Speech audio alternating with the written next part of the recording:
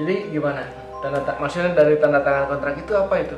Iya, jadi tanda tangan kontrak itu kesanggupan atas kerjasama makhluk nyata sama kasat mata gitu. Ya kalau kita intikan siluman lah gitu. Misalkan itu terlepas dari kontraknya. Mau kontrak apa nih? Mau kontrak setelah habis kontrak itu mau semua harta yang dimiliki atas bantuan mereka dihabiskan dengan begitu banyak cara, atau usia mereka yang dihabiskan gitu. Jadi umur mereka yang diambilnya gitu, raga mereka ya. Jadi dia meninggal ke alam yang tidak terlihat. Maksudnya dia masuk ke ranah kegoiban itu meninggal. Jadi jasad aslinya meninggal, cuman dia bukan meninggal karena kematian dipungut oleh Allah Subhanahu wa taala, tapi digantikan ke. Jadi yang saya alami ya, terlepas dari apa yang saya katakan dan saya rasakan, saya lihat selama ini, yang saya lihat pemujaan atau pesugihan itu sangat merugikan banyak orang. Kalau diri sendiri udah jelas itu sudah tidak diakui Allah kan. Tapi ini begitu banyak rugi. Jadi yang rugi itu siapapun yang menjadi korban itu rugi. Jadi ada dua nih, kehidupan kematian dan kehidupan karena kematian kena takdir. Arti kehidupan kematian, dia masih hidup tapi sudah mati. Kenapa dia masih hidup? Karena dia hidup di dunia lain. Nah lahiriahnya, raganya itu dia meninggalkan dunia, dia hidup di kehidupan dunia lain gitu. Jadi kalau misalkan takdir dari Allah itu beda lagi. Itu sudah jadi takdirnya, sudah jadi tolak ukur, sudah diterima. Tapi kalau misalkan mati kehidupan, ya seperti itu. Kalau di alam kegoiban itu seperti apa tuh kehidupannya yang? Ya kehidupannya nggak ada kehidupan. Pokoknya di alam goib itu nggak ada kehidupan.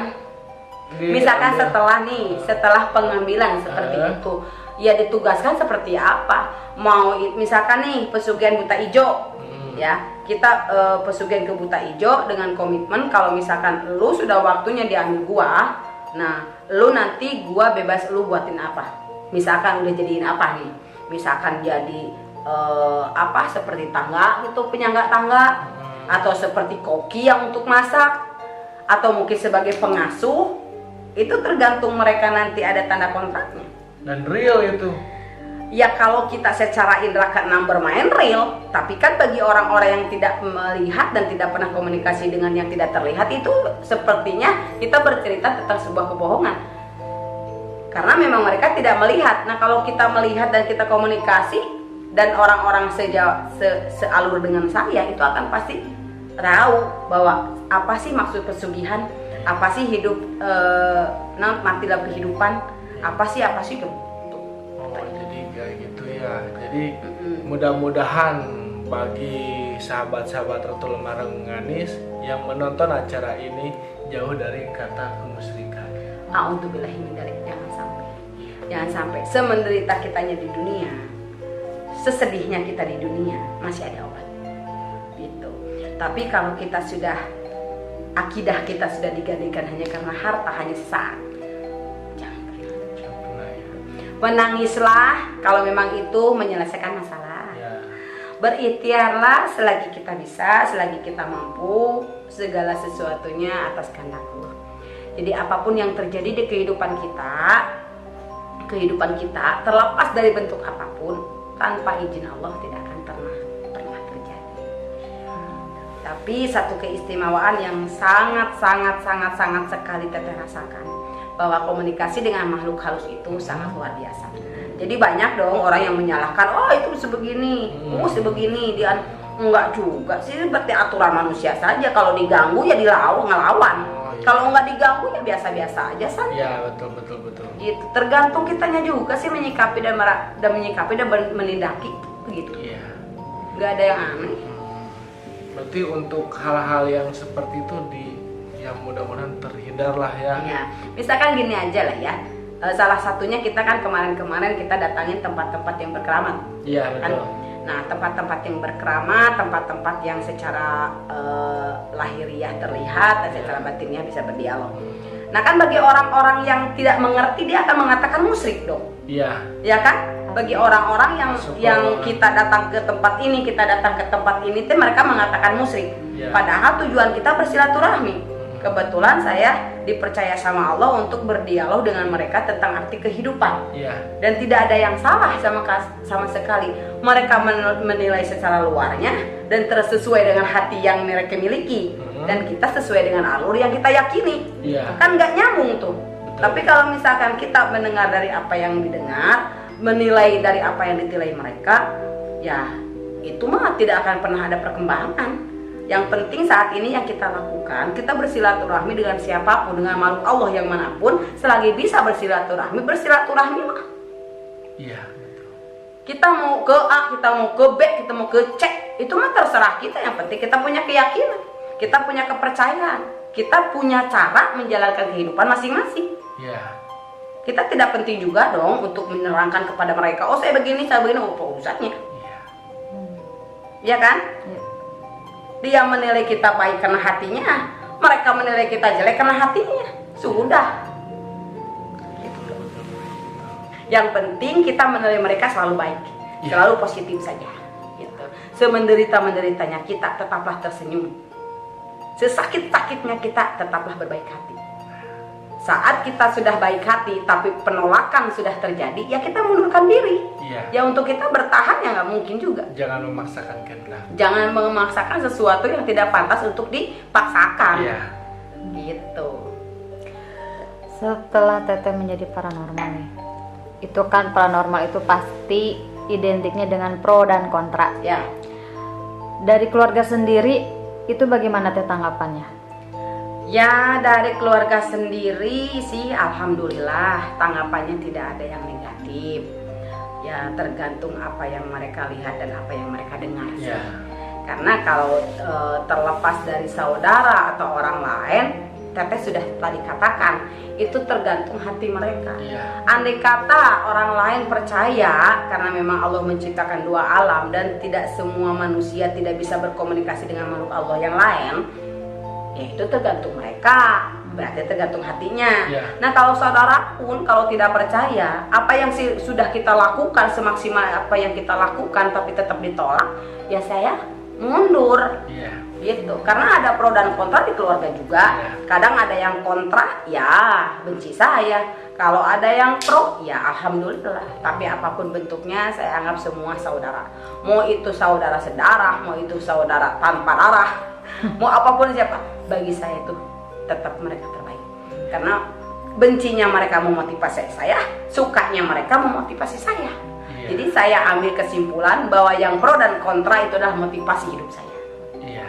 Gitu. Yang penting kita tidak pernah membahas mereka, tidak pernah ngobrol ke mereka, tidak pernah ngobrolin mereka. Kalau mereka ngobrolin kita syukur. Iya. Kalau ngobrolnya salah berarti dosa kita berkurang. Kalau ngobrolnya benar berarti jadi doa. Iya. Kita positif aja. Oke. Jadi bahagia. Terus ada kejadian unik nggak atau kejadian yang lucu gitu selama Teteh, pasti kan setidaknya lah Teteh pasti ngelihat makhluk yang nggak kelihatan itu. Ada nggak kejadian lucunya? Jangan kejadian yang agak serem-seremnya aja ya. Kejadian lucunya mungkin ada Teh. Jadi kalau masalah kita berkomunikasi atau kebetulan kita bersilaturahmi dengan yang namanya kegoiban. Kegoiban itu tidak ada yang namanya candaan, terkecuali kalau teguran-teguran ke kita. Iya. Jadi kalau kita lagi fokus untuk pengobatan atau lagi fokus menjalankan sisi kehidupan yang harus tolong menolong sesama ciptaan Allah itu tidak ada candaan. Cuman ada candaannya mereka ke kita nih, mereka ke Teteh. Kalau Teteh lagi marah, apalagi kalau Teteh lagi dalam kondisi tidak stabil karena cemburu atau apa-apa, saya mengatakan egomu lebih tinggi daripada cintamu. Bilangnya Seperti itu. Oh, itu candaannya. Candaannya seperti itu. Egomu lebih tinggi daripada cintamu. Karena apa? Kamu kontrol apa yang harus kamu kontrol, karena penyesalan itu lebih menyakitkan daripada rasa rindu kan gitu. Ya, betul. Ya kan? Nah, kalau misalkan saya bertindak, itu saya dengan komitmen dengan apa yang akan terjadi saya sudah siap. Nah, itu candaannya seperti itu, candaannya, hey, kamu manusia, egoismu tinggi banget gitu. Bisa nggak sih kamu redakan atau kamu rendahkan sedikit? Kan gitu. Lu punya apa? Semua manusia itu, semua ciptaan Allah nggak punya apa-apa. Apa yang kamu banggakan? Apa yang kamu harus tinggikan? Apa yang harus kamu rendahkan? Nah itu candaan mereka. Jadi teguran mereka tentang sebuah keegoisan. Nah, yang tadi yang selalu berbicara dengan Teteh itu selalu berwujud nggak?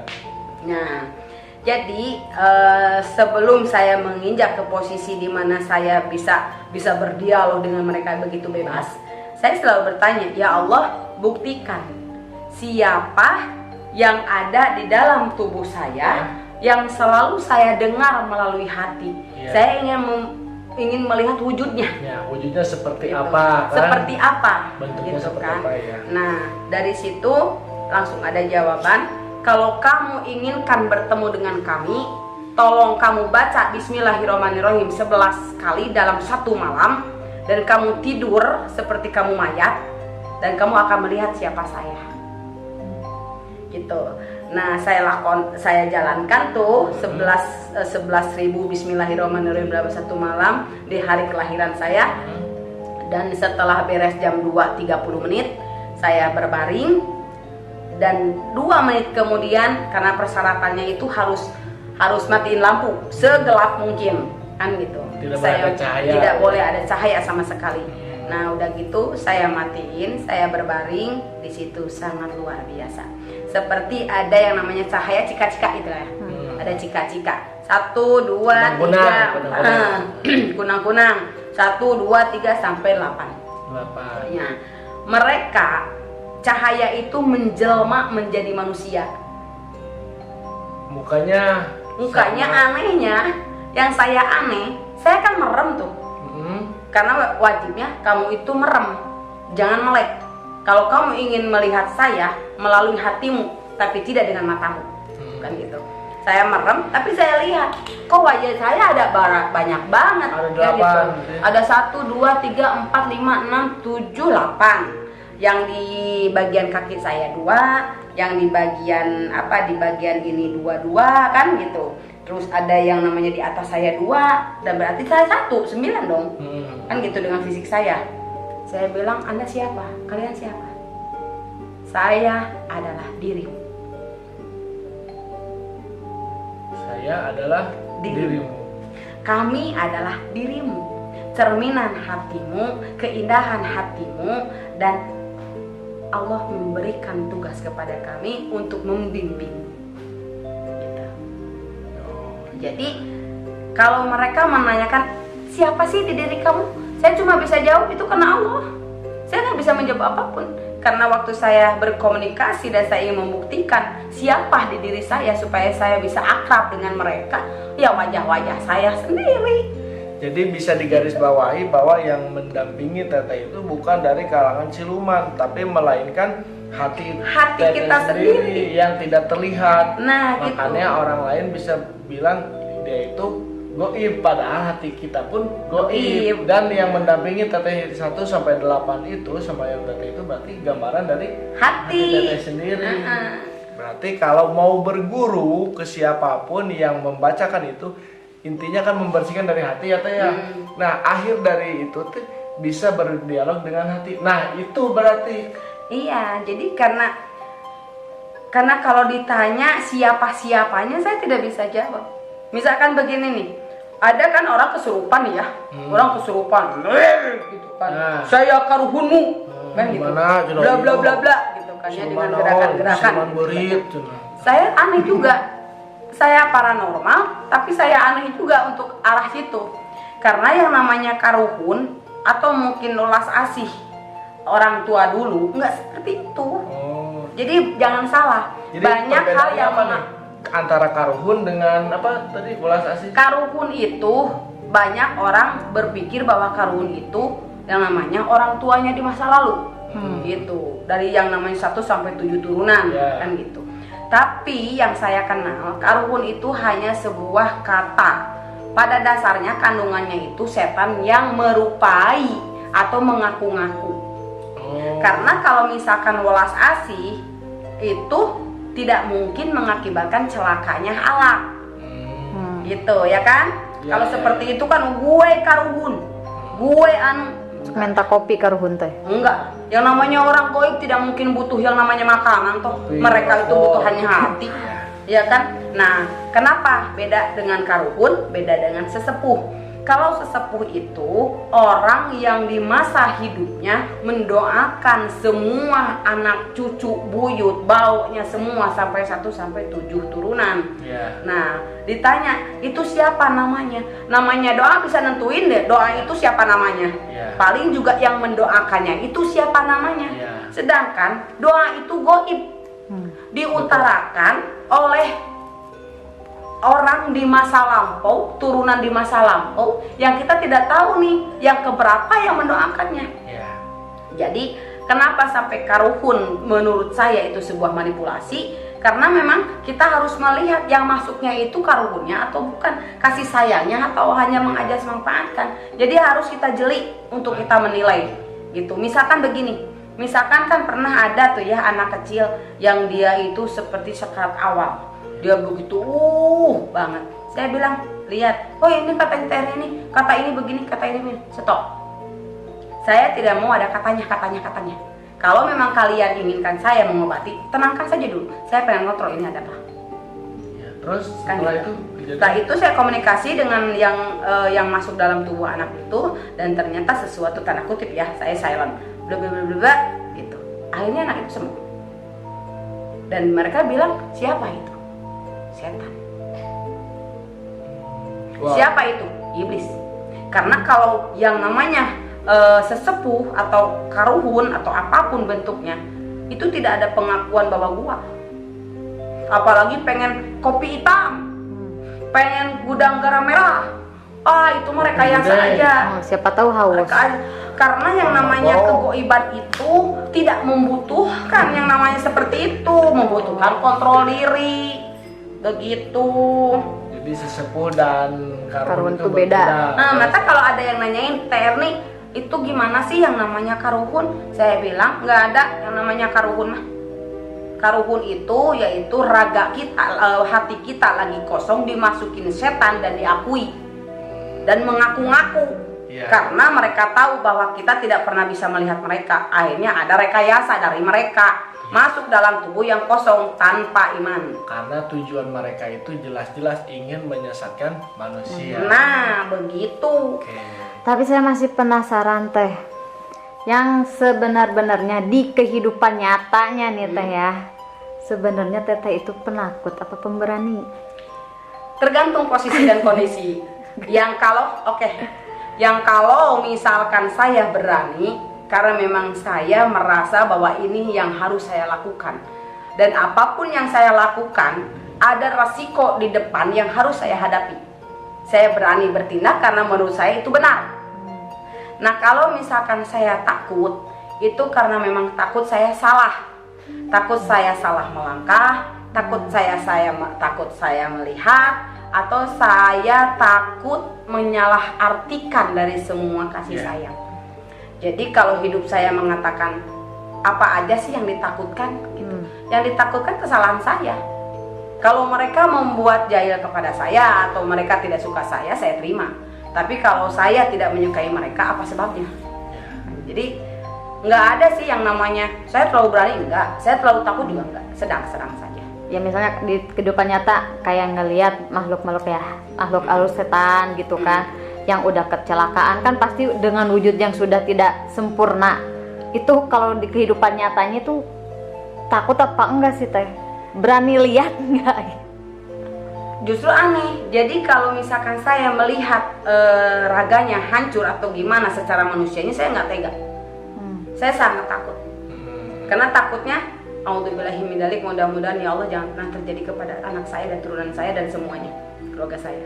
Nah, karena sangat mengerikan. Justru saya kalau melihat yang goibnya, saya kan udah jelas itu setan.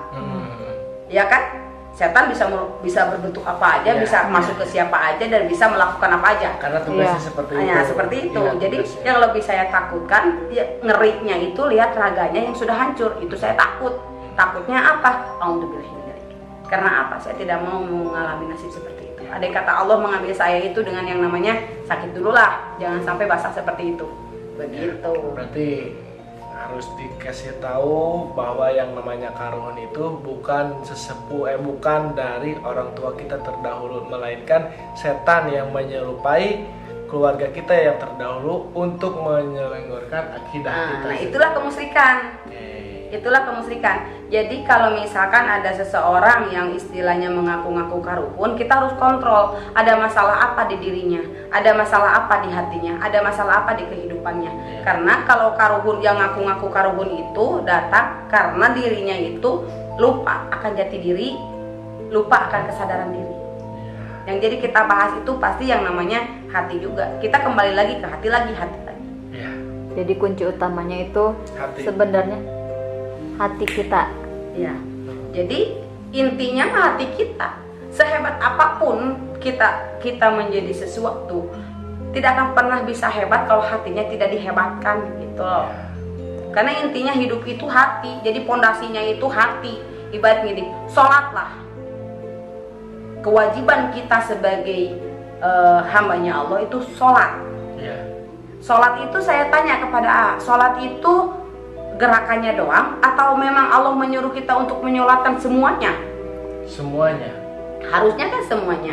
Di saat kita Allahu Akbar, Allah kan dalam hati. Bisa nggak melakukannya? Jarang kan? Jarang. Saat yang saya lihat, pikiran kemana? nah itu kan tidak bisa nyolatin hatinya. Ya kan, tidak bisa nyolatin pikirannya, tidak fokuskan ke hatinya bahwa Allahu Akbar, Allah Maha Besar. Apa di sini dia mengatakan Allah Maha Besar? Tidak. Apa setelah yang namanya sholatnya itu bisa memperbaiki akhlak, memperbaiki hati, memperbaiki pola pikir? Belum tentu. Karena kalau kita bahas tentang segala sesuatu tentang agama, luar biasa sulitnya. Iya, betul. Begitu. Jadi kalau kita terlalu memperdulikan pembicaraan orang lain, penilaian orang lain, kita tidak akan pernah maju. Yang kita harus lakukan, kita meyakini segala sesuatu yang terjadi di kehidupan kita itu karena Allah. Kalau mereka hanya bisa menilai tapi tidak bisa merasakan, mereka hanya bisa memberikan saran tapi tidak bisa mengalami. Jadi pada ceritanya jangan terlalu didengar dan jangan tidak didengar. Seperti itu. Itulah hidup. Makanya kunci kebahagiaan, jadilah dirimu sendiri, bermain dengan hatimu, jalankan dengan proses kehidupanmu dengan hati, dan nikmati hasil dari hati. Tell me pretty lies, look me in the face, tell me that you love me.